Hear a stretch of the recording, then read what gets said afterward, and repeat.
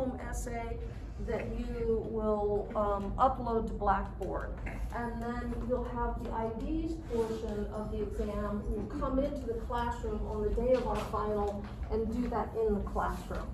So, so I want to post that study guide because that way you can get started on the essay question right now. But so again, I try to remember to get it up this afternoon. But in the meantime, if you want to be thinking about, I can tell you what the essay question is going to be, is that I will have you guys choose a group, and I believe the choices would be African Americans, women, and or look at labor. And I think there's a fourth one too, and maybe it's about government regulation. And to trace it over the course of the class. And so you'll be looking at the status of women during the Progressive Era, in the 1920s, et cetera, and then sort of charting, you know, what's happened to them over the course of this time period. Or labor would be another one. And so it means going into all different of the eras that we have covered, and you know, following the course of one of these groups. And so this is a potentially huge essay question. And like anything else, what is involved here is a matter of you have to choose what to include and what not to include, right? What examples you're going to use. And the main thing is you want to make sure that you are specific when you talk about these things, that if you hand in an essay that's full of a bunch of broad generalizations, you are not going to do well on the essay.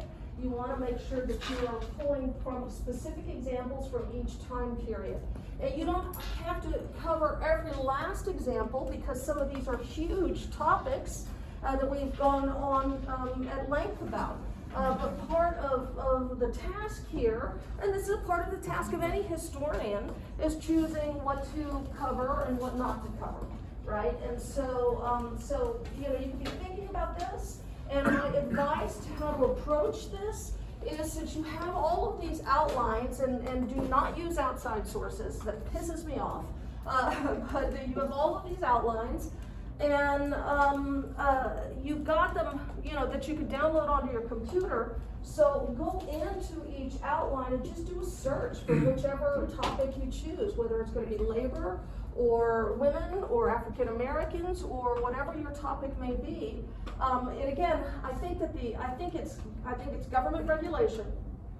Or you know, government intervention in the economy, right? Or labor, or women, or African Americans. I think those are the choices. But again, like I said, I'll post that this afternoon. But anyway, so just use your computer to do a search through each of those outlines to take you right to the topic, right? And then from there, decide what you want to cover or not cover, as the case may be. And so that's sort of what we're looking at. The prompt that I'll put up there will be more specific. You know, telling you exactly sort of, you know, what it is that I'm looking for. But anyway, but that's essentially what you're going to be looking at. Are there any questions about any of that? Okay. Well then, so let's get picking it back up. And we were talking about the problems we have in agriculture during this time period, and there are a lot of them. We have overproduction is a problem. We have sharecropping is an ongoing problem. It had been since the end of the Civil War. We have also the partly man-made problem of the climate disaster of the Dust Bowl. And so the next part is what we do to try to resolve some of these problems. And one of the big, most popular New Deal agencies and New Deal programs was the REA, the Rural Electrification Administration. And that's because at this point in time, in the 1930s, only 10% of farms in the country had electricity. Let's just think about this, right? That's kind of crazy if you stop to think about it. Now, does anybody know why, by the way? Any ideas as to why? Yeah. Because farms are really spread out, and building the infrastructure for a very large space for a few number of customers isn't cost efficient. Yeah, that's exactly right, that's exactly right. So our electric companies weren't gonna do this. And I could tell you, my sister and brother-in-law got a place out, some property out in the country, and they had to bring electricity to it. It's expensive for exactly this reason. And they were fortunate that they had some neighbors who went in on it with them, but getting electricity out into country areas is expensive. And so the point of the REA was to provide low-interest loans to electricity providers, and hopefully that would be the incentive that the private industry would need to string up these farms. But it didn't work, because it just wasn't worthwhile for the electric companies. So the next step then was that in rural areas, farmers got together and formed co-ops or cooperatives.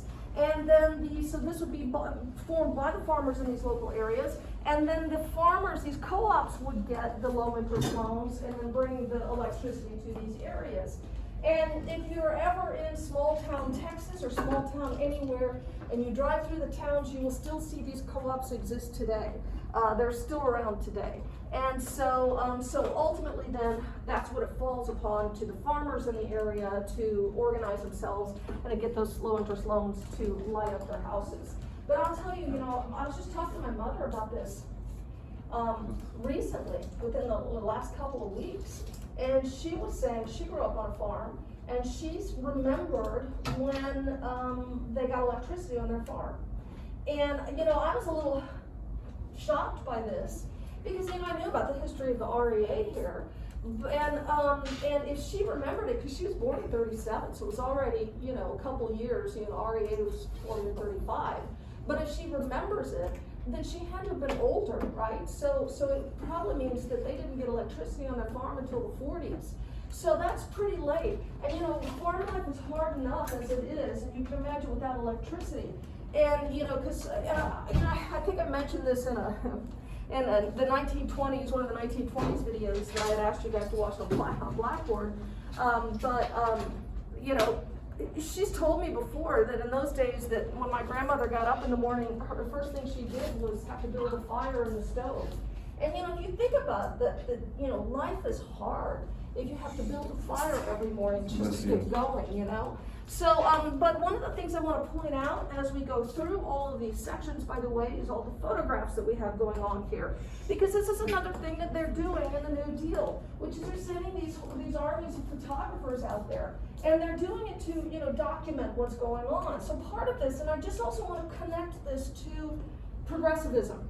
Because in a lot of ways, the New Deal is progressivism 2.0. And if you'll recall, in progressivism, it was a lot about gathering data, right? It's a very social science movement, right? You gather data, you document what's going on, and you document it so you can sort of identify the problems and then come up with solutions. And photography was a big important part of documenting things during the progressive era.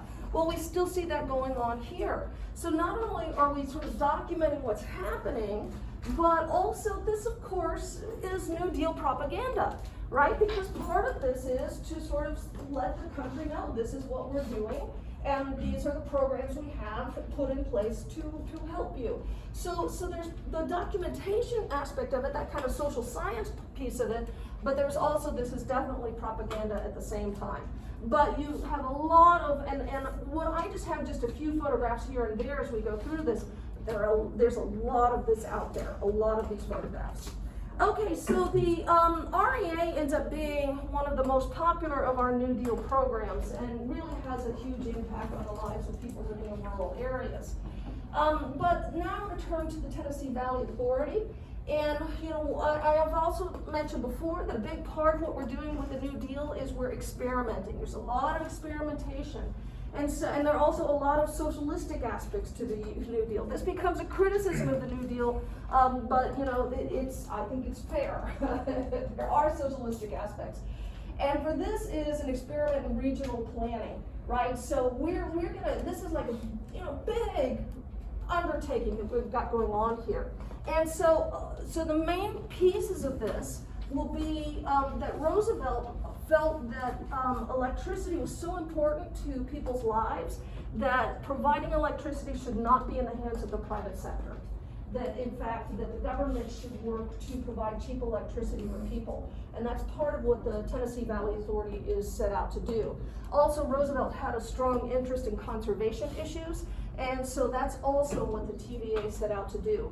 But one of the things about the TVA and a lot of these New Deal programs, and I've said this before, which is they're experimenting with so many different things, they're taking the stuff and throwing it against the wall and seeing what sticks.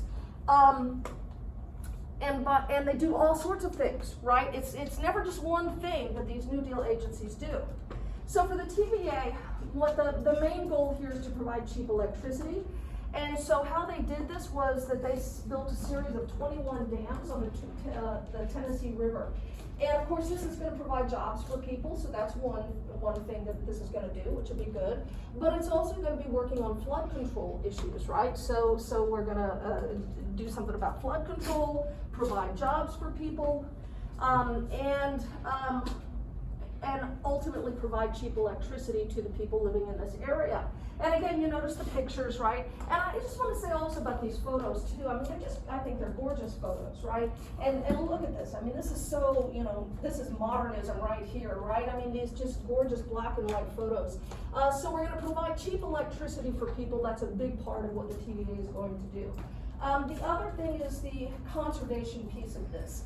And so we work a lot on reforestation, for example, and so that's why we've got this tree nursery that's going on right here. And that's another big part of what they're trying to do. And they've had real problems with soil erosion, and I alluded to this last class. And so the reforestation is the kind of thing that will help with that, with the soil erosion issues. Now, a big part of a lot of what we're doing in agriculture is also about educating farmers. So I mentioned last class that we've gotten so good. Part of the reason we have overproduction issues is we've gotten very good at farming. Between scientific agriculture and new types of plant varieties and mechanization and fertilizer and all of that, we had gotten to the point where we were producing so much the prices were really bottoming out. We were producing too much. And that's true. But there was also a huge number of people who were farmers who they didn't know any of this stuff, right? They're still using these sort of, techniques that they learned from their father and their grandfather. And, they were barely scraping by.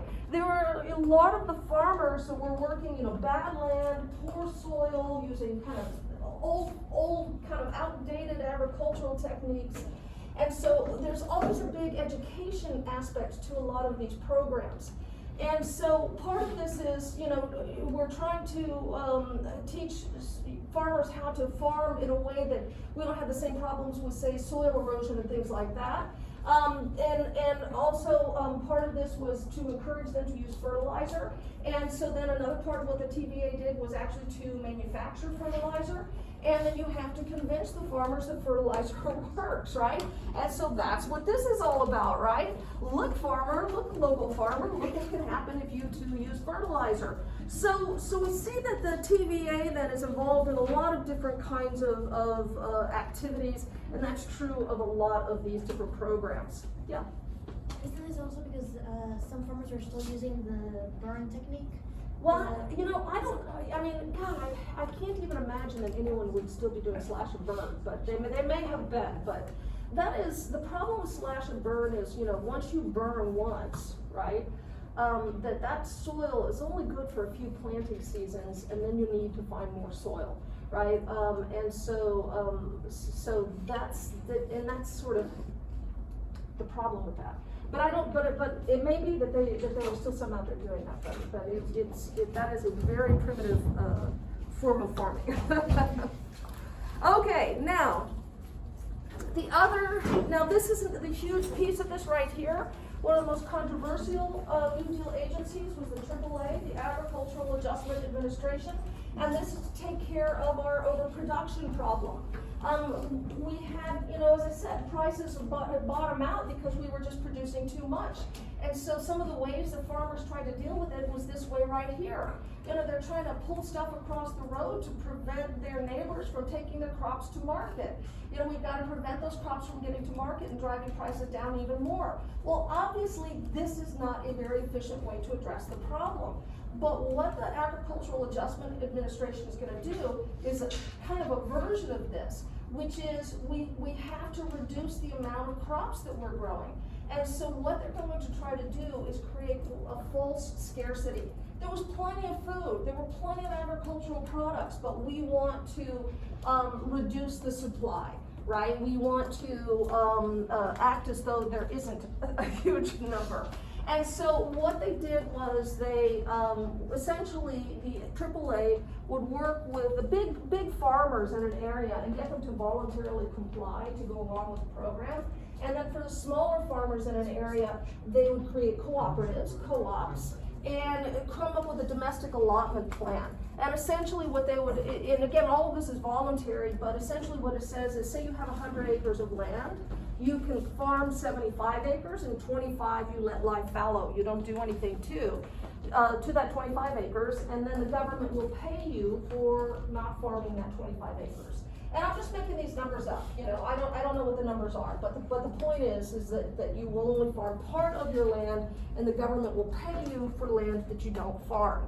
And so this becomes very controversial, in part because what this means is, at the time that they put this in place, for one thing, the farmers had already planted their crop for that year. And so you had to have some farmers who are now going to go and plow under their crop.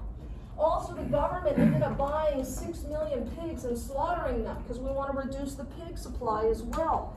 And that button, that right there, Henry Wallace is the Secretary of Agriculture. And so the idea here, of course, the complaint is that we are in the middle of this depression. There are people who are going hungry in the United States, and yet we're plowing under these crops and slaughtering these pigs. Now, as it happens, for those pigs, they took the pork and they took the byproducts like the lard and the soap that you make from the lard, and they gave that away to poor people. So it's not like they just really destroyed this stuff, but the idea is we have to reduce the supply in order to force the prices up. And it worked. Farm prices went up, the income of farmers went up, and we ended up with about 3 million farmers who participated in this program out of 6 million farmers in the country. And that accounted for about 3/4 of all the U.S. agricultural output. So it worked. And so despite the complaints, ultimately, it did what it was supposed to do. But it also created a system of price supports for farmers that we actually still have with us today. And you don't hear that much about the price supports for farmers politically. It used to be kind of a hot button issue. And I don't mean used to be in the 1930s, I mean used to be, in my lifetime. And you don't really hear that much about it. But now we have, I think it's about, I can't remember off the top of my head, it's like 4% or 9% of the US population is engaged in agriculture now. And so it's just a tiny percentage. And we don't have, there aren't all that many sort of small family farms left anymore. Now you have agribusiness, right? You have these really big producers, and they're still getting these price supports, right? So it's still, to this day, it's an issue. But because it just has been this holdover, and our Congress people from our agrarian states, they fight like tooth and nail to ever remove these price supports. Yeah. Do you think the reason why it doesn't get as much attention today is because people just take food for granted? I don't know. I mean, I just, this is a good question, and I do think we do take food for granted. I think one of the things that I thought was really interesting about the pandemic was suddenly we paid attention to the supply chain, right? It's like when they're having to shut down some of those meat packing places, right, because of COVID, then all of a sudden we sit up and take notice. But to a certain extent, I think because we have such a small percentage engaged in agriculture, that we don't pay as much attention. Yeah. Not that much. A lot of people have already forgotten about it. I already forgot about what? Oh, About supply chain. Yeah, right. Yes, food takes time. Because Yeah. my aunt had to sell her chicken farm in Waco, so that's the reason why I was very curious about that kind of stuff. recently during the pandemic? Yeah, during the pandemic. Oh, okay, yeah, oh, really? Yeah. I don't, you know what? I don't know the answer to this question. It used to, because the thing is it's the price support piece that was controversial, right? It's like, why are these, and these are like, you know, big producers, right, of agribusiness, not family farmers, but agribusiness. Why are they getting millions of dollars in price supports? They don't need it, right? And that's but I think it's because these, like I said, Congress people from, if you're from like Iowa or one of, you know, a farming state, they fight against removing these price supports. And so, I don't know, it's just sort of fallen by the wayside. If it keeps the overall nation well fed, then I don't see the big deal in that kind of stuff. So, again, the argument would be that they don't really need it. If you're making huge profits as a farmer or, you know, a big producer of some kind, and yet you're getting millions of dollars in price supports from the U.S. government, you know, that's just more profit for them, right? So, but listen, I mean, look, I don't know what the answer to this is. But there isn't that much emphasis on this anymore. There was, especially like in the 80s, there was kind of a crisis in farming. A lot of family farms were going under. There was a huge amount of attention, you know, in movies and media that was paid to the plight of American farmers at that time. That's when they had Farm Aid with, you know, it's like John Cougar Mellencamp and Willie Nelson and those guys doing these big concerts to raise money for farmers, all that. So there was a lot of emphasis on that. But you just, you know, it's like everything else, you know, it flares up for a while, people pay attention, and then it just fades away again. But anyway, but for this policy then, it did seem to work. But we have definitely some downsides to this, and one huge downside has to do with who's getting paid here. Who's getting paid by the government for not farming is the landowners.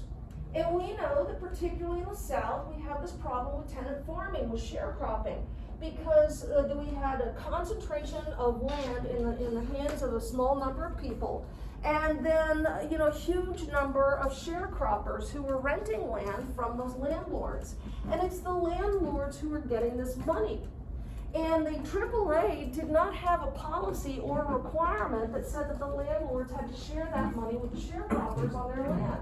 And they asked them nicely, please share the money with your sharecroppers. And the landlords either ignored that completely and kept all the money for themselves, or if they shared any money with their tenants, with the sharecroppers, it would be very little. But the other problem that happens is if you're a landlord and you have this big farm and you're not farming all of it, right? The government's paying you to not farm it, then you don't need those sharecroppers anymore. And so our sharecroppers start to get evicted in large numbers. By the time all is said and done, I mean, this is a real serious problem. You had, how many sharecroppers? 3 million? 3 million sharecroppers were evicted from the land. So now on top of all of the other problems we had in the country during the Depression, there are now 3 million people who've been evicted and they have no jobs, they have no place to go. What are we gonna do about those sharecroppers? And so it was already a problem, but now with AAA and these price supports, everything's made worse. Now there was this organization called the Southern Tenant Farmers Union that came along to try and fight for the rights of sharecroppers, but particularly in the South, you know, this becomes a real battle because our big landlords, you know, they're fighting the Southern Tenant Farmers Union tooth and nail. You know, and if you get involved with the union, you know, they'll come out to your house at night and beat you up. I mean, you know, it ended up being kind of this whole big violent situation in the South. But we have a sharecropper problem that we need to take care of. All right, now that leads us to, and then one other thing, which is then there's the matter of what is the Supreme Court going to do about all of this. As we know, the Supreme Court believed in laissez-faire and that they had been consistently knocking down any kind of legislation that tried to regulate the economy since the 19th century. So the Supreme Court's looming out there, you know, what are they going to do about all of this? And of course I've shown you this exact slide before because that's the threat looming out there. Now, by the way, I don't think that we will get back to this, and spoiler, they're gonna strike everything down, right? But just so as you know, in 1936, in the case of U.S. versus Butler, that is when the AAA was found to be unconstitutional and struck down. So it's here at first, but by 1936, it's going to be struck down as unconstitutional. Okay, now, so the Resettlement Administration is going to try and do something about our sharecropper problem. And what the Resettlement Administration does, you can actually see some of their major goals here right in these posters. One is to provide small loans for farmers. It says to get a new start. And usually what this would be is if you're a subsistence farmer, you're going to get a small loan so you can get yourself a mule and a plow or maybe a new wood burning stove or something like that. That's what the Resettlement Administration would do. And when they would give these loans, by the way, there's going to be a lot of government supervision over this, because one thing to keep in mind is a lot of these individuals that we're talking about, they don't have much education, and dealing with money issues and these loans and stuff like that is something that they've never had to do before. And so there is going to be a lot of government supervision over this process. And also to sort of make sure that the money's being spent in the way that the government wants it to be spent, right? Don't go out and you need a mule and a plow, not to go out and spend it on something frivolous. The other thing that the Resettlement Administration wants to do is what you see happening here: rescues victims and restores land to its proper use. And if you look at this guy, right, you can see in the background the Dust Bowl is blowing back here. And the Dust Bowl ruined a lot of farmland. And so a lot of farmland, so these people were pushed off their land. Now I mentioned, we talked about this before, the Dust Bowl was, it's most intense in Oklahoma. And so all of the people that get pushed off their land during this time period because of the Dust Bowl sort of collectively are referred to as Okies, even though whether they're from Oklahoma or not, they are sort of referred to as Okies. But it's to try and help them, but also restoring land to the proper use here. Because one of the other issues is that aside from the whole Dust Bowl thing, you had a lot of farmers, as I've already alluded to, working land that's not very good. The soil is very poor. They are just barely eking out an existence as a subsistence farmer. And so the idea here is to, and what they tried to do and did do, is buy up some of that land and retire it. And in fact, the U.S. government ended up purchasing some 500,000 subsistence farms and retiring the land. In other words, this soil is no good for anything, so we're not going to have anyone farm it anymore. And they would take that land and either give it to the national park system or give it to the states that would turn into parks, or they would reforest it, or would just do whatever they're going to do, but nobody's going to farm that land anymore because it's not good for anything. And then once they do that, then we have to figure out what we're going to do with those people that we've bought out their land, right? We're going to resettle them somewhere as well. But I just want to draw your attention to the poster here. I just want to point something out. As we see this farmer's over his shoulder here, he's got the Dust Bowl blowing, and that's a pretty serious problem. But if we look over his other shoulder, it seems as though Michael Myers is in his house, and I'm just saying that he's got more pressing problems than the Dust Bowl, right? But I wish you the best of luck there, farmer. He can't run away if his loans are pulled up. I'm sorry? He can't run away if his loans are pulled up. Well, that's really true. He's got a real serious problem on his hand. There's no question about that. Facial expression says that. Yeah, it does. Michael Myers is in my house. The Dust Bowl's outside of the house. What are we going to do? All right, so one of the other things that our Resettlement Administration did, and by the way, some of these slides say FSA. The Resettlement Administration, the RA, eventually turns into the Farm Security Administration. So these two administrations are essentially one and the same. Anyway, one of the other things that they did was they tried to establish these group farms, and there were about 34 of them, to take some of these displaced farmers, put them on these group farms to farm them communally. And, part of this, again, is, this education process, right? So as we see right here, they're trying to teach farmers how to You do like contoured plowing to prevent soil erosion. And if you commit to doing this, they're going to give you 20 cents an acre for doing this. So part of this, again, especially with these group farms, there are government experts on these farms, or at least they're agricultural experts, to try and teach people better farming techniques, more modern farming techniques. Okay, so, but also, again, they never do just one thing. So you can see, look, we've got a canning cooperative right here. We have tractor repair shops, right? We have a forge and a furniture making shop. And so, again, they're just trying and experimenting with all of these different things, anything that they can think of. And look, we even have a suburban division of the Resettlement Administration here digging sewer lines. So it's just a lot of different things. Even if they're primarily devoted to, say, one thing, these agencies, they're really all experimenting with a lot of different kinds of activities. Though behind the scenes we have a debate that's happening among our brains trusters about what it is that we want to happen in agriculture, U.S. agriculture generally speaking. And so our two basic options are these. There is one group, and this is headed by Henry Wallace, who was the Secretary of Agriculture. And they want family farms. They want to encourage this. They look at these yeoman farmers, a yeoman means an independent farmer, right, on the family farm, as the backbone of the nation. Stretching back to the very beginning of this country's roots. And so this is not only Henry Wallace, but also a lot of members of Congress as well, really pushing this. And then you have your people on the other side, your economic planner types, who want to industrialize farming. This is the problem here is there are too many farmers working these little subsistence farms, just barely getting by. We need to stop that and move more to these group farms where we can industrialize agriculture. We use modern techniques, we use mechanization, we use technology to produce more, but we need to modernize the way that we do the farming. And so these are two of the basic kinds of arguments that are happening here, and ultimately it's going to be our yeoman farmers are the backbone of this nation that are going to win this debate. And so what we get to help push this along is the Bankhead-Jones Tenancy Farm Act, or Farm Tenancy Act. And this is where the government's going to start to give sharecroppers low-interest loans in order for them to buy their own property and buy their own equipment. And the Bankhead-Jones Farm Tenancy Act was going to be carried out by the Farm Security Administration.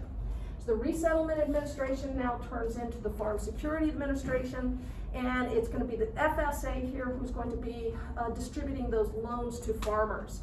And again, they're going to be, it's 1%. When I say low interest loan, it's a 1% loan. And notice also that there is, there are government agents sort of overseeing this process. Because again, you've got people who don't have much education, they've never dealt with these kinds of financial issues before, and so this is to provide them with the support that they need to make a success of these farms and to also, more importantly, pay back that money. So, gotta tell you, when my grandmother, I just mentioned, she had a farm, she had a dairy farm, and by the time I was born, my grandfather was long dead, and the dairy farm, it may have still been operating when I was little, but by the time I can remember, it wasn't, and she was essentially retired. Lots of cattle still, but no longer working dairy. I spent a long time roaming the pastures on that farm. And as a little girl, and I'm not kidding when I say this, as a little girl, I used to just really wonder, because there's one section of the farm where it's like there were all these ridges. And it's like, if you drop a pebble in a pond and you have the ripples go outward, that's what the land was like. And it wasn't until after my grandmother died, and we were looking through some of her papers, and I came across an article from the local newspaper in the small town where they lived, and it was on my grandfather, and it said that he had won the Conservation Farmer of the Year award. And that's when I went, that's what that is. It's contoured farming. That's what he was doing. And so by the time I came along, it was all overgrown with grass, but the contours were still there in the land from when he was doing the conservation farming. And I will tell you further that my grandfather had started off as a barber, and it's a small town, and the barber shop that he worked in burned down. Like the whole side of the downtown square burned down, including his barber shop. And at that point, he goes into farming. But of course, they have no money.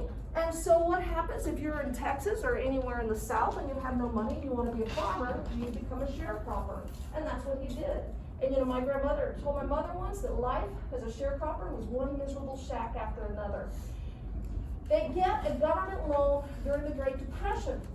And that's what I'd always heard. Oh, well, they got a government loan. I wonder, you know, what exactly that means. You know, what agency they got that through. And I asked my aunt about this not too long ago. And she said, oh, some funny sounding name.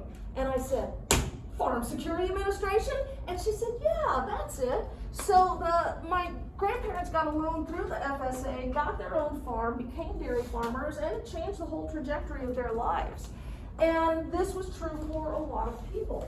And you know, it's funny because talking to my aunt, she talked to about this lawyer in town who helped them do the paperwork and helped them get the loan. And it's like, that's it right there, right? It's you have these local agents who are going to help these uneducated. My grandparents had very little education for, you know, it's the time period. They're born in the 19th century. To give them the aid that they needed to sort of work through all the paperwork and all the loan application process. And so this is something that had a huge impact on a lot of lives. Now, having said that, the criticisms of the Resettlement Administration and the FSA are that as far as the number of farmers that they actually resettled, it was pretty small. Now this is different from the loans that were going out. I think that this would be more like, we're going to take you from your Dust Bowl ruined farm and resettle you someplace else. So there were a very few number that did that. The other thing about these group farms, this becomes a target for, this is socialism, right? This is collective farming, which is what they do in the Soviet Union. And it is. It absolutely is what they were doing in the Soviet Union. Only in the Soviet Union, you know, they were forcing people onto these farms and killing them if they didn't go along. There's that, right? But the idea is the same, which is we want to really kind of turn these farms into like agricultural factories. And so for a lot of Americans, they have no interest in communal farming. What they want, because it's the American dream, right, is they want their own piece of land, right? They don't want to be living on some kind of communal farm with a bunch of people. And so this kind of socialistic element becomes heavily criticized. And then for the loans that they were giving these farmers, these small loans, the criticism here is that really was not enough to change their lives. And these would be the original small loans, not like the Bankhead Jones Tenancy Farm Act or whatever it's called, loan that my grandparents got. This would be more of a, we're going to give you just enough money to get yourself a mule or a new wood-burning stove. Because the problem with those small loans is their lives, it doesn't really change the basic nature of what they're doing there, right? They're still barely eking by, barely, doing subsistence farming. So there's a lot of criticism that gets leveled at these organizations, but the thing is that these organizations, there's good and there's bad. And one of the good things they did was try to do something about our Okie problem. So our Dust Bowl migrants who chased out of the places ravaged by the Dust Bowl, loading up their cars and heading west, looking for any kind of work, right? And we've seen some of these pictures before. And I'm just going to go through these pictures so that we can see the incredible poverty and the terrible conditions these Okies were living in. And again, also to draw your attention to the actual photographs themselves, because part of the FSA, the Farm Security Administration, is they had an informational bureau. And the informational bureau sent these photographers out to take these photographs that all the photographs that we're seeing right here. And so if we look at the horrific conditions in which these Okies were living, one of the things that the FSA did was they built camps for our migrants who've been pushed out by the Dust Bowl. And these camps, so they started out as tents on top of wooden platforms, and so it's still not great conditions, but it's better than they did have, because one of the things that you're getting here is sanitation, right? You're going to have latrines and things like that. And as you can see, there are gonna be safe places for kids to play. And eventually, they're gonna take these camps and they're gonna move from tents to these prefabricated buildings. And it's still very dorm-like, right, very barracks-like, it's true. But they were offering healthcare as well, and they had jobs programs, teaching job skills, vocational programs.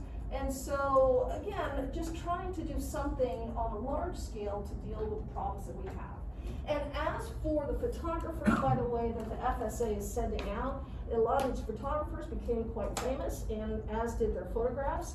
And it's very similar to what we saw during the Progressive Era with the photographs of Lewis Hine. And these they're going out to document the situation, but the photographs that they are coming away with really are just works of art. I mean, just beautiful photographs that we have going on here. And some of the most famous photographs of the era, and all of these photographers were sent out by the FSA.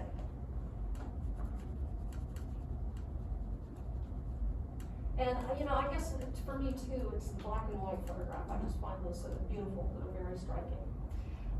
Okay, so what ends up solving our sharecropper problem in the end, and I already alluded to this last class, is the war.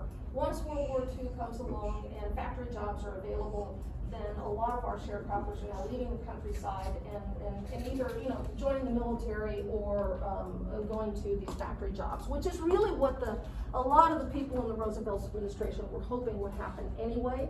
And once the war comes along, that's exactly what does happen. Okay, so that's helping agriculture. Next, and by the way, I've got some more stuff listed on your sheet too, because for all the stuff that we talk about, there's always going to be a half dozen more agencies addressing these problems in one form or another. All right, creating jobs is the next issue. Now, we talked about Herbert Hoover, and Herbert Hoover did not believe in deficit spending. He didn't want to do a huge amount of government spending and run up a debt. He also did not believe in just handing money to people, believe that it made them dependent on government, so he doesn't want to go with just straight relief. And how he tried to address the problem was dealing with it by dealing with the supply side of the issue, making it easier for savings and loans and construction companies and railroads, et cetera, to get loans, to get cash, to expand production. But as I mentioned before, this didn't really work because there was no demand, right? It's like nobody wants to expand production because there's no one out there buying it. So the other option, of course, is to put money directly into the hands of the people. And under the Roosevelt administration, they tried to do that through the Federal Emergency Relief Administration, or FERA. And what FERA did was, this is the idea here is called priming the pump. It's you want to put money in the hands of the people, then they spend that money, and as demand goes up, then companies can expand production. As they expand production, they hire people, people have more money, they spend that money, increases demand, increases production, they hire more people, etc. So the theory here is put money in the hands of the people, and the way they did it was by giving $500 million to a variety of state-run welfare and relief programs. Now, Roosevelt didn't like this either. He didn't like it for the same reason that Hoover didn't. He felt like, you give people money for doing nothing, and it crushes their self-esteem. And so this was sort of, it says right in the title, right? It's an emergency relief administration. This is not something that they looked as being a long-term solution. So the solution ends up being the idea of Harry Hopkins. Harry Hopkins was a very important New Dealer. He ran the Federal Emergency Relief Administration, and he comes up with the concept of a security wage. What they want to do is to create these sort of public works projects and create these sort of programs in which they'll hire people, and it's the government who's going to be hiring people to work on these programs, but they're going to receive more money than they would receive from straight welfare, but less money than they would make in the private sector. So the idea is that they will still go out and look for jobs in the private sector. And so this security wage concept becomes, fundamental to where we're going with all of our different public works programs. So the first one that was put in place was a PWA, the Public Works Administration. This is part of the National Industrial Recovery Act. And that's the thing that created the National Recovery Administration we talked about last class. The NRA is the one that was very socialistic, right? It said minimum wage laws, maximum hours it said how much companies had to produce, and on, right? So this was part of that piece of legislation. And so the idea behind the Public Works Administration, then people would be employed at a security wage, and they're gonna be building these massive public works projects. So out of this, for example, we get the Chicago sewer system, New York's Triborough Bridge, the Port of Brownsville, Texas, Houston's Municipal Airport Terminal, which still exists today, and that building still exists today, but what do we call it today? I'm sorry? No, it isn't Ellington Field. Maybe it is part of Ellington Field, but there's what, no, I know where Ellington Field is. That's where the museum is, right? Because we've toured that before. No, it's not. Something more obvious than that. Museum. Well, it is a museum, but where? Here's what it looks like today. It's Hobby Airport. Hobby Airport? Yeah, it's Hobby Airport. And so that's how Hobby Airport got its start. Anyway, so, because Ellington's out that way too, but it's not part of Hobby. Okay, so anyway, so the PWA was actually slow to get running, slow to get started. So Harry Hopkins suggested taking some of the money from the PWA and creating this new agency called the CWA, the Civil Works Administration. And so the idea here is that while the PWA is sort of building up the administration and writing the bureaucracy and getting itself together, we take a bunch of this cash and sort of try to immediately put it into the economy. And they did. Within 2 months, they employed 4 million men, and they had some 400,000 projects that they began within, again, just a couple of months. It turns out that the CWA was too good at spending money. In the 3.5 months of its existence, only 3.5 months, it managed to spend $1 billion. And so Roosevelt was like, all right, this is too much, because he too believed in a balanced budget. He had campaigned on a balanced budget. He had a problem with deficit spending. And so it's like, well, that's a little excessive. So this really existed for a short time, although the PWA existed for a long time.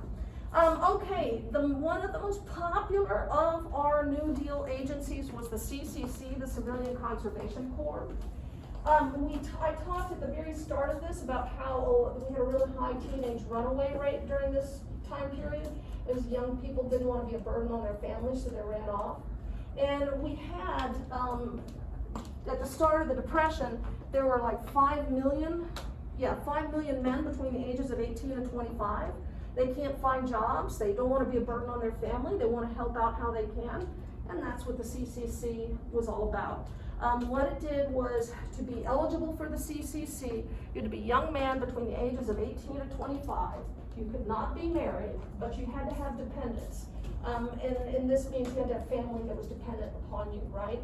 And then you could sign up for the CCC for 6 months. And you could continue to re-enlist in the CCC for up to 2 years. And after 2 years, you had to step aside and let someone else do it.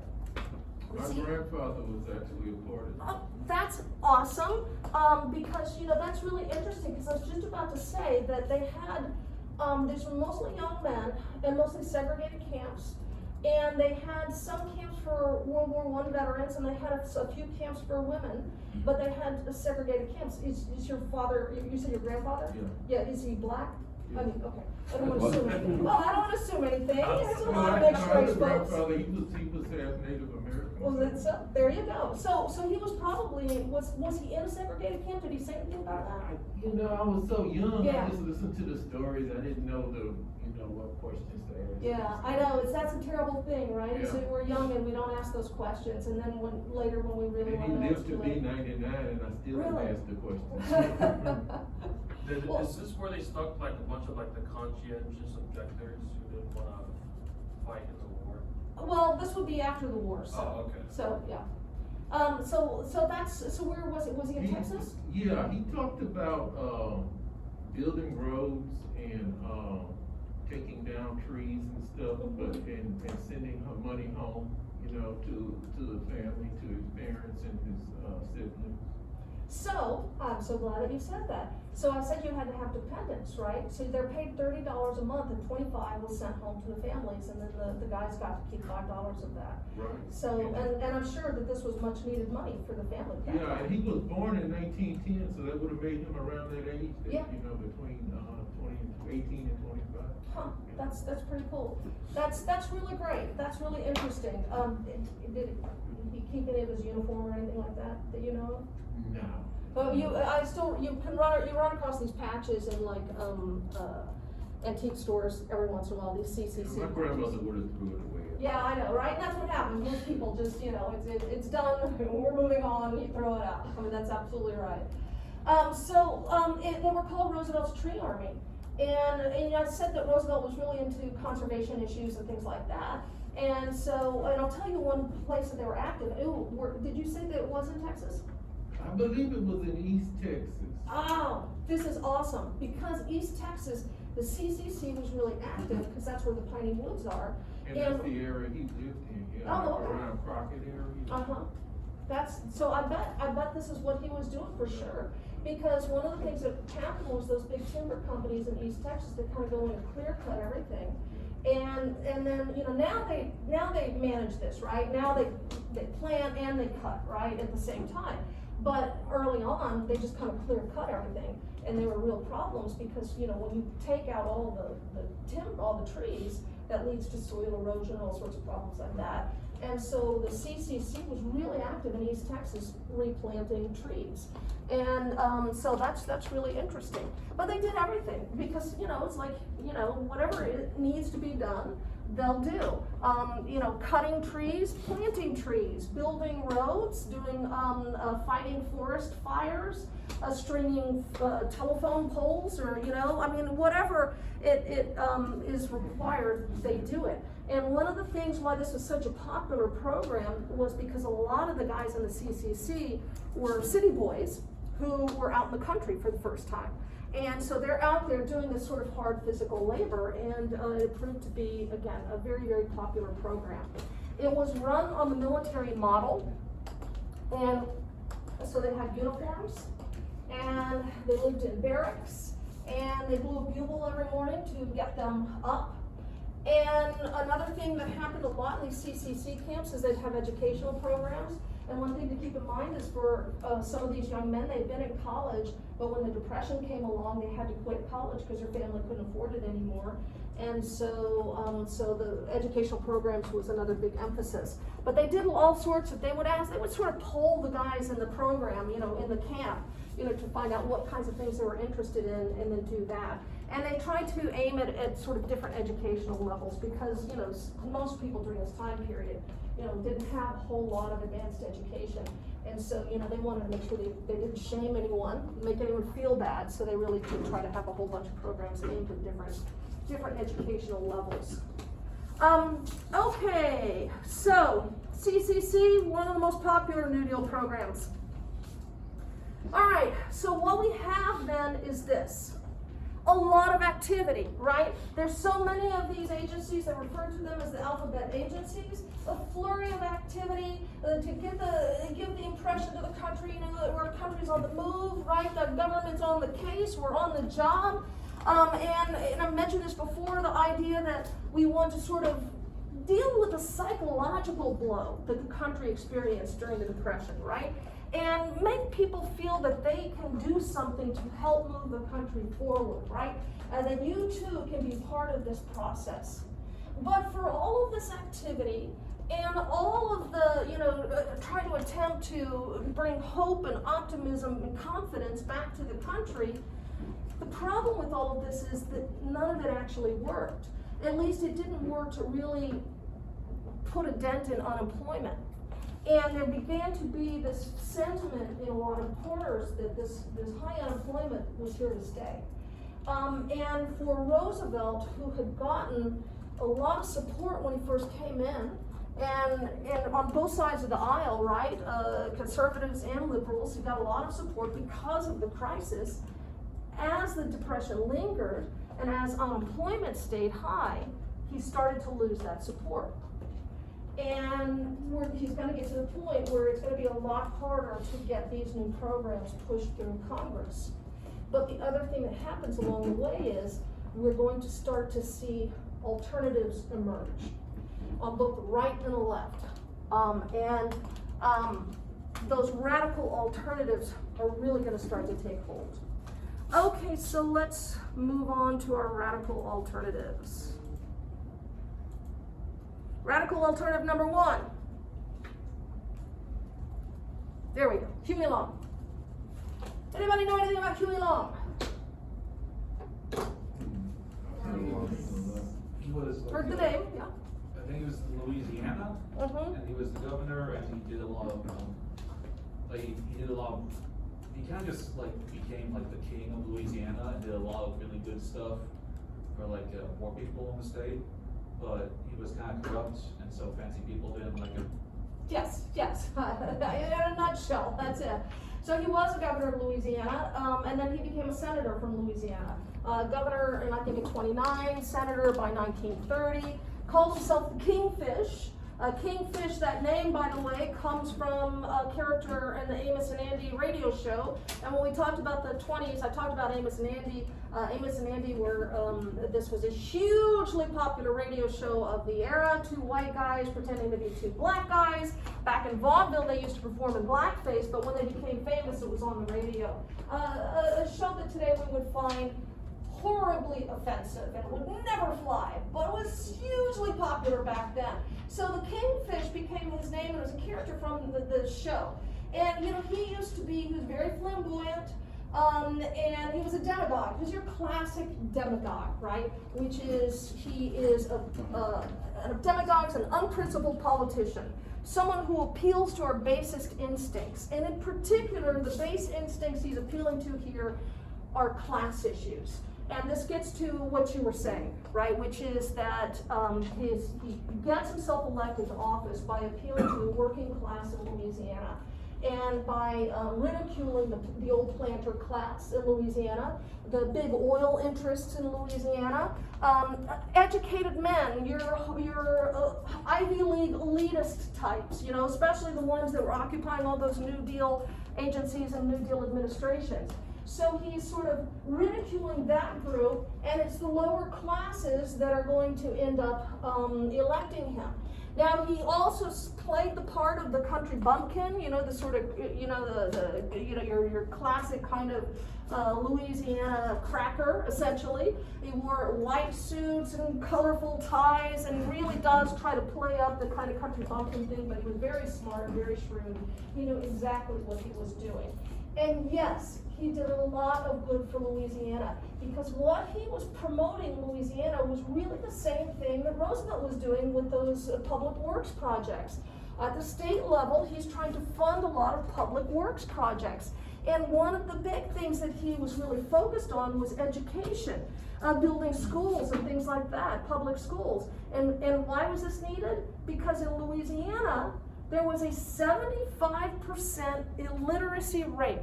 Now let's just think about that for a second. 75% of the population of Louisiana could not read and write. And so if he's out there building public schools, engaged in road building and public works projects that are providing jobs, then absolutely it's doing a lot of good for the state. But yes, it's true, he was incredibly corrupt. And so there's a lot of graft involved in that. And so yeah, it does good for the state, but he's also getting rich in the process. He becomes practically a dictator in Louisiana. He absolutely controlled Louisiana politics. And, but he was incredibly popular. And, you know, one of the concerns on the part of the Roosevelt administration is that he had presidential ambition. Now, actually, let me go back here for just a second. When Roosevelt first comes along, Huey Long supported him, like in 1932. But within a couple months after Roosevelt was inaugurated, Huey Long broke with Roosevelt. And why he did was because it became clear that Roosevelt was not going to engage in any kind of redistribution of wealth. Now, I talked about, the New Deal has these socialistic aspects, like the NRA, trying to control every element of business, right? Or these group farms that they did through the FSA. But what Roosevelt wasn't going to do is take, the true socialism would be to take money from the rich and give it to the poor. And that's exactly what Huey Long wanted to do. And he absolutely grew up in an area that had strong socialist tendencies there in Louisiana. And so he creates these Share Our Wealth clubs. And every man a king was their slogan. And his idea was to take a tax. You could make up to $1 million, and then after $1 million, they were going to tax it by 100%. So you could make $1 million, and then after that, you will lose every penny of it. They would also place a very high inheritance tax on estates over $5 million, and then they're going to take that money and redistribute it and give it to the people, so that everybody has enough to have a home, a car, and a radio. Those are your important things that you need in life, right there, folks. A home, a car, and a radio. And so these became incredibly popular. And listen, if you think about the scope of the Depression, right, and the number of people who are hurting in the Depression, then you can see that this would be very popular for a whole lot of people. And he had a huge following with these Share Our Wealth clubs that he created. They had 7.5 million members. And that is within 1 year of founding the Share Our Wealth. They had 7.5 million members.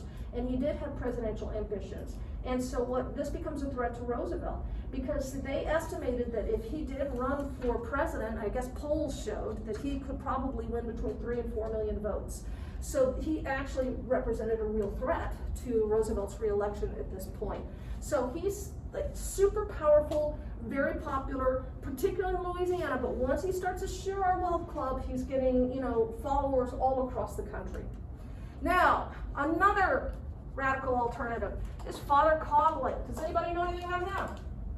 He was like a right-wing, radio guy. Yeah, absolutely. The radio priest is what they called him. He started out on the radio. He's from Michigan, and he started out on the radio in the Detroit area in the 20s. And he was trying to raise money to build a new chapel for his church, and that's what sort of got him started. But he became so popular in the Detroit area that the CBS network picked him up and began to broadcast his radio show across the country. And he had a huge following also. He had between 30 and 45 million listeners every week. That's a massive following. And he's like appointment radio.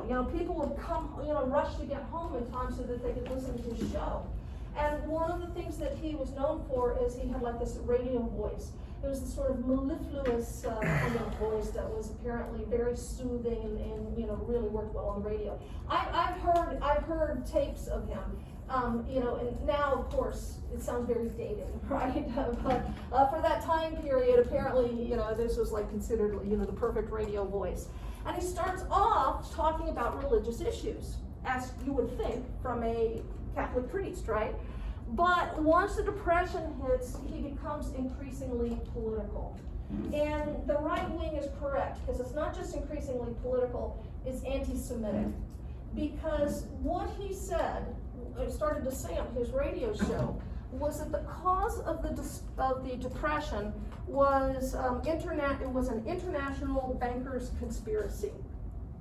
International bankers conspiracy is a racist dog whistle. It's this anti-Semitic dog whistle. International bankers conspiracy means Jews. And it comes from this right here. This is the Protocols of the Elders of Zion. And, if you go online, you'll still find this. I'm sure you'll still find people who are promoting this tract here. And what it claimed to be was written by Jewish elders, Jewish leaders, and it's their plan for world domination. And in Protocols of Elders, the plan for world domination, step 1 is control international banking, right? So if you talk about an international bankers conspiracy, what you mean is Jews want to control the world. Now, this Protocols of the Elders of Zion is a forgery, it's not real, it's been proved to be a forgery, but as I said, this was really big in the 1930s when anti-Semitism was really, really strong, and you will still find pockets of the internet today. I mean, of course you will, right? They're still promoting this as a real plan by Jews to control the world. And so he becomes increasingly anti-Semitic, and so he turns against the New Deal, starts to call the New Deal the Jew deal, and it isn't just sort of international bankers are the problem now. Now he's naming specific bankers, but they're always Jewish, right? It's Rothschild, or the problem with the Jew deal is people like Felix Frankfurter or the Secretary of the Treasury Henry Morgenthau. Now, Felix Frankfurter, I mentioned before, he was a Harvard law professor who was eventually going to make his way to the Supreme Court. But I just also want to mention Henry Morgenthau, who was Roosevelt's Secretary of the Treasury, and he was Jewish. And listen, this is the first Jewish person to ever hold a presidential cabinet position. When Roosevelt named Morgenthau to his cabinet, that was a big deal. Just as big as Barack Obama becoming, the first black president, or the Thurgood Marshall becoming the first black Supreme Court justice. This was a huge deal that he actually named somebody who was Jewish to his cabinet. And of course, that's precisely why he's going to come under fire from somebody like Father Coughlin. So Father Coughlin then, as I said, becomes increasingly anti-Semitic, and he has his own solution for the Depression, which is nationalizing the banks and et cetera, et cetera. But he also creates this organization called the National Union for Social Justice, which you see right there. And he went around the country giving speeches to massive, adoring audiences.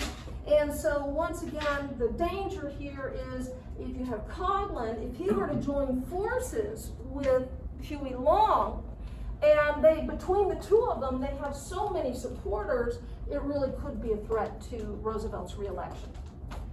All right, and we're not done because we have Francis Townsend. Paul?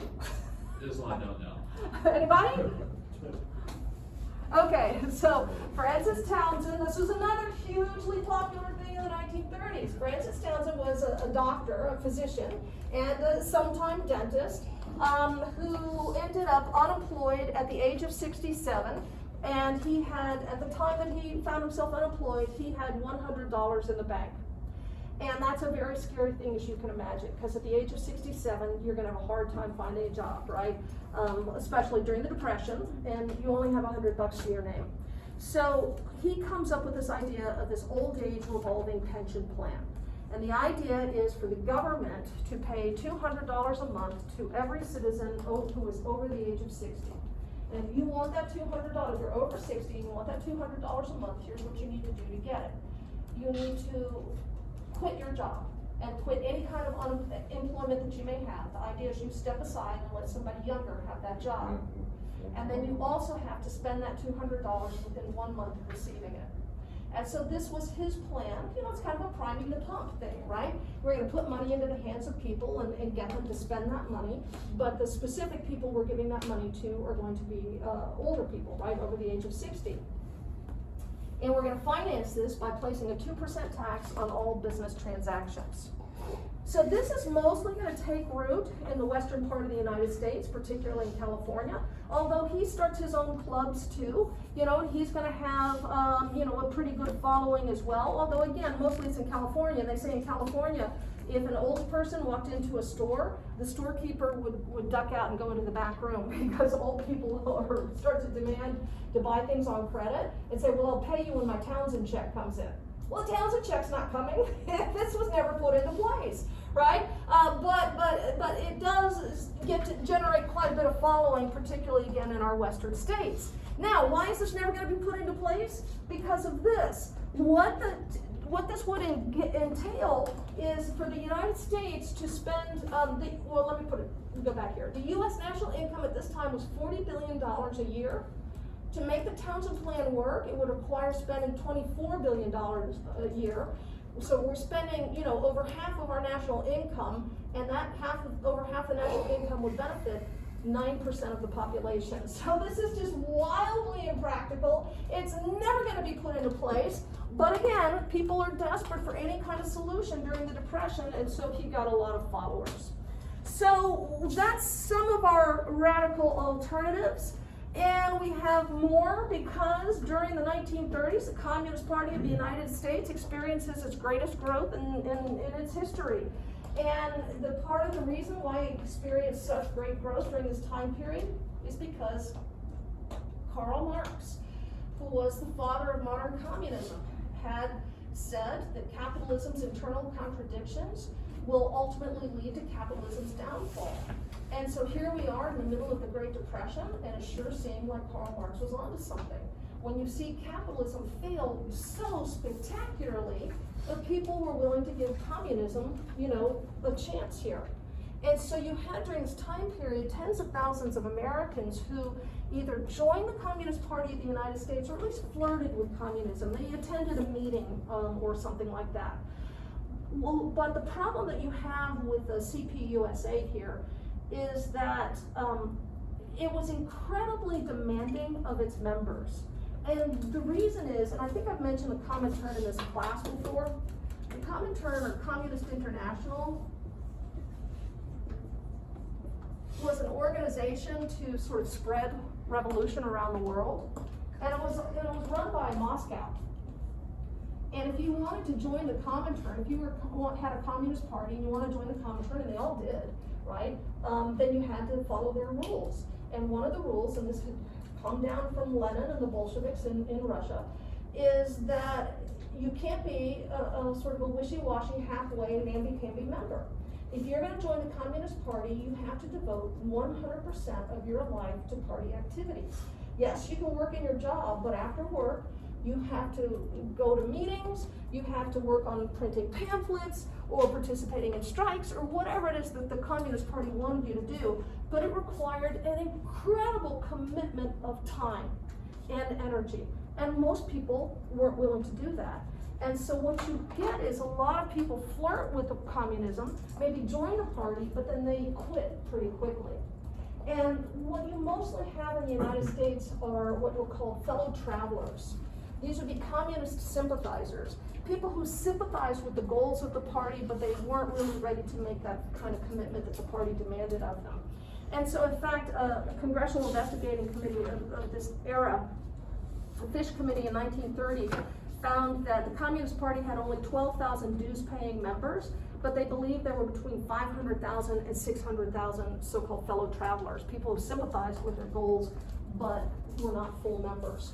Now, I just want to add that when we get to, which we won't cover in this class because it's beyond the scope of this class, but when we get to the Red Scare of post-World War II, the McCarthyist Red Scare, right? Most of the people who are being hauled before McCarthy's committee and before the House Un-American Activities Committee, most of those people had been active in the party in the 30s. So here we are, it's now 20 years later, and if you attended one meeting of the Communist Party in the 1930s, you were being labeled a communist in the 1950s and losing your job and having your life ruined. And so this ends up tripping up a lot of people who, again, because this is like, at the time, people thought, oh, capitalism really is falling apart. You go to one meeting and someone sees you there, it can ruin pretty much your life moving forward. And we've got 1 minute, I just want to also say the other thing too about the Communist Party is their goal is full equality. And it's not just getting rid of classes, although that's the number one thing, but they believed in racial equality and gender equality, and they fought for it.